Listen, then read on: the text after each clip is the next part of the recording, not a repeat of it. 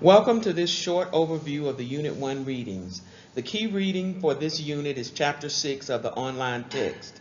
In this overview, I will walk you through each section of the chapter, highlighting where you should focus your attention. This presentation is about 11 minutes long. Chapter 6, like all of the chapters in the text, opens with the purpose and key takeaways. It is always important to focus on these. Section 6.1 starts with the basic question: how do we effectively integrate technology into education? The question is posed in this chapter, but it is not fully answered. Rather, the chapter presents characteristics of effective technology integration by putting forth a framework of technology media dimensions. You will see this framework in a later section. Please note Activity 6.1 in the blue box at the bottom of the page. You are not required to write answers to these questions, but it would not hurt to review them and look at any additional feedback the textbook author may have provided in relation to them. Activity 6.2 takes a step back and gives an interesting review of the history of technology in education. The author's perspective is very much North American, so I'll be interested to hear the Namibian perspective on the technological timeline. What would the timeline of technology and education look like for Namibia? In Activity 1.1, History of Educational Technology in Unit 1, you have a video discussion of the history of educational technology. You have the option of reading Section 6.2, viewing the video in Activity 1.1, or doing both. It's up to you. In Section 6.3, the author devotes considerable text to distinguishing between media and technology. To be honest, I don't consider this to be a useful distinction, as I am among the group who use the terms interchangeably. I agree with Reisner, who wrote in 2001 that the best definition of media and technology is the physical means via which instruction is presented to the learners. Under this definition, every physical means of instructional delivery, from the live instructor to the textbook to the computer and so on, would be classified as an instructional medium. What do you think? Is it helpful to distinguish between media and technology, or does using the terms interchangeably work for you? In Section 6.4, the author presents the framework that was mentioned earlier of the three dimensions of media/technology that he first mentioned in Section 6.1.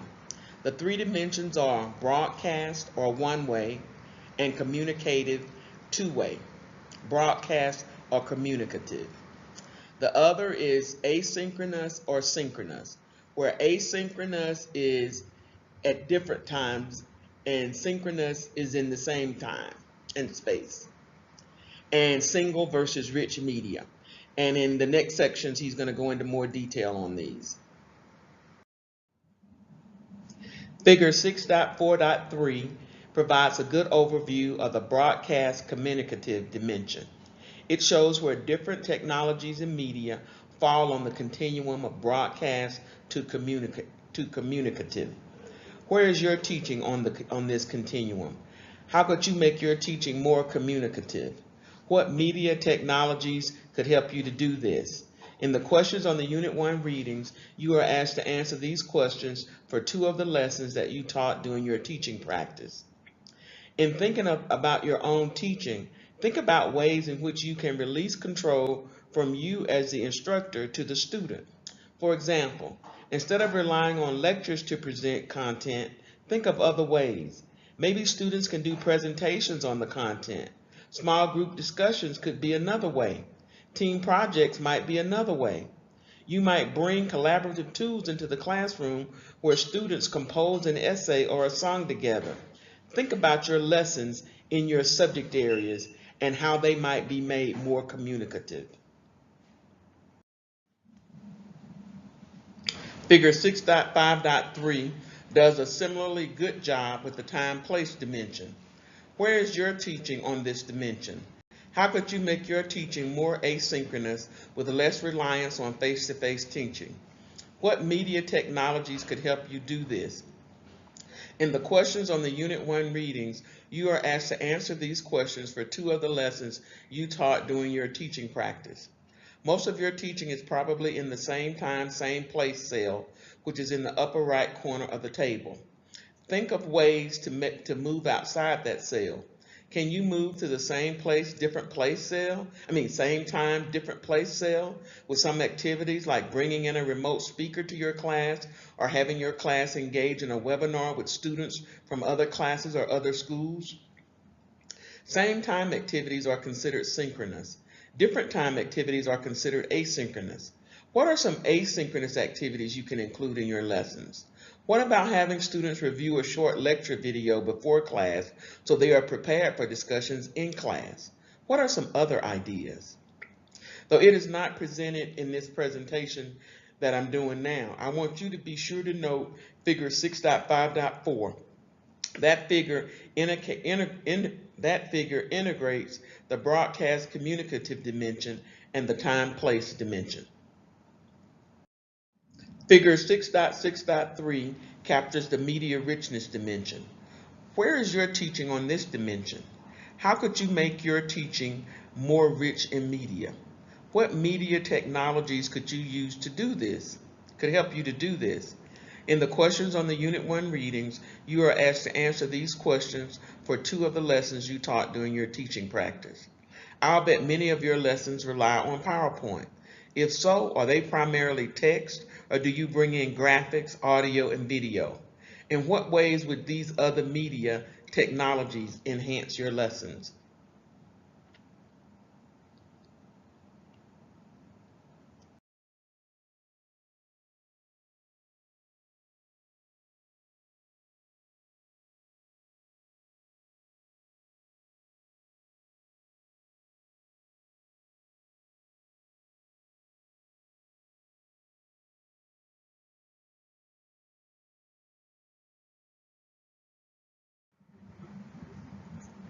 The chapter ends in section 6.7 by repeating the key takeaways presented in the chapter opening.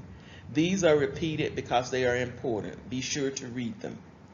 Note the questions in activity 6.7 are the basis for the questions that you have to answer in the questions on the Unit 1 readings activities. In the questions on the Unit 1 readings activity, you are asked to look at the lessons you taught during your teaching practice to see if there are ways that you can make your lessons more communicative, which means more two-way between you and the students and less one-way with you doing all the talking. More independent of time and place, that means not always with you and the students in the classroom. What can the students do when they are away from you that they can bring back? What kind of tasks can you give them to do when they are not in the classroom? What are some things that they can do at times that are not the classroom times and are things that they can do at home? Those are the kind of things you need to think about. And then how can you make your teaching more media rich? Some of you probably rely a great deal on PowerPoint. But have you thought about other media tools that you could use to enrich your teaching? So those are the things that we want to start thinking about. Have you thought about bringing YouTube into your classroom? Maybe YouTube won't work. Have you thought about doing collaborative activities online? So begin to think about how you can make your teaching more communicative, more independent of time and place, and more media rich. In the activity on Moodle, I give you a template so that you can format your answer. We haven't really talked about due date, so I'm going to do that here. By noon on April 10th, which is the day of our first class session, you should have submitted the questions on the Unit 1 readings activity, the Survey 1 and Survey 2 from the lab activities page. Those three activities should be complete by noon on April 10th. That means they should be done before you come to class. By the end of the class on April the 10th, we're going to complete that third survey in the lab activity, survey number 3. By the end of the class on April 17th, which is not, which is a week, which will be a week from our first class meeting, we will complete activities 1.1, which is the history of EdTech, and activity 1.2, which is EdTech definitions. Both of those activities we will spend time in class working on. So most of that you will get done in class, and by the end of that class on the 17th, you will submit those. Activity 1.3, which is your EdTech philosophy, is due on noon on April the 18th. That's the day after our class on the 17th. That weekend is Easter weekend, so you don't have anything due on Easter weekend. There's also a Unit 1 quiz, but we're not going to have that quiz until probably after you get back from Easter. The date hasn't been determined, but I will let you know as soon as I know. And we'll talk more about these activities in class. Thank you.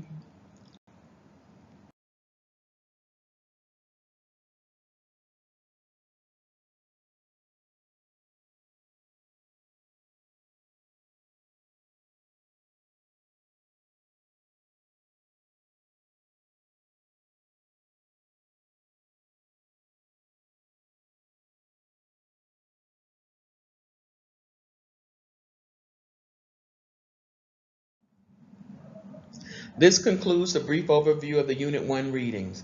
If you have any questions, don't hesitate to post them to the Frequently Asked Questions forum on the course homepage in Moodle. By posting your questions there, everyone in the class gets to see your questions, and they also get to see my answers. I am convinced that if you have a question, somebody else also in the class has that question. So don't be timid about posting your questions. No question is a stupid question. The only stupid question is a question that you have, but you're too scared to ask. And even that's not really a stupid question. It's just a question that you didn't ask when you should have. If you post it to that discussion board, I will answer within 24 hours. I promise to do that during the week, and I think 48 hours on the weekends and holidays. So enjoy the unit, and I hope you enjoy the course, and I hope I hope the rest of your week is happy and that you keep yourself safe. Talk to you soon. Bye.